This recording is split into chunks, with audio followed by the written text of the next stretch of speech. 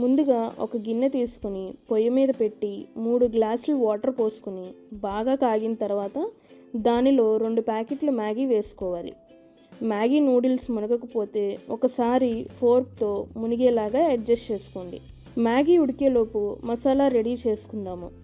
కలుపుకోవడానికి వీలుగా వెడల్పుగా ఉండే గిన్నెని తీసుకుని దానిలో చిన్న చిన్న ముక్కలుగా కట్ చేసుకున్న ఉల్లిపాయ ముక్కలు, కట్ చేసుకున్న కొత్తిమీర, మ్యాగీ మసాలా 2 ప్యాకెట్లు, దాంతోపాటు నా దగ్గర ఎక్స్ట్రా మసాలా మ్యాగీ ఉంది, అది ఒక 1/2 టీ స్పూన్ వేసుకున్నాను. ఈ మిశ్రమాన్ని మొత్తం ఫోర్క్తో బాగా కలుపుకోవాలి.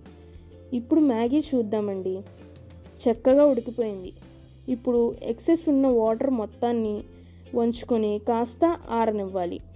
ఈలోపు ఒక చిన్న ప్యాన్ తీసుకుని 2 స్పూన్స్ ఆయిల్ వేసుకుని కాస్త వేడి చేసుకోవాలి.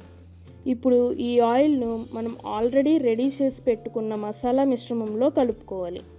అలాగే రెడీగా ఉడికి ఉన్న మ్యాగీని కూడా ఇందులో వేసుకొని ఫోర్క్తో తిప్పుతూ ఒక నిమ్మ చెక్క రసం కూడా పిండుకొని బాగా కలిసేలాగా తిప్పుకోవాలి.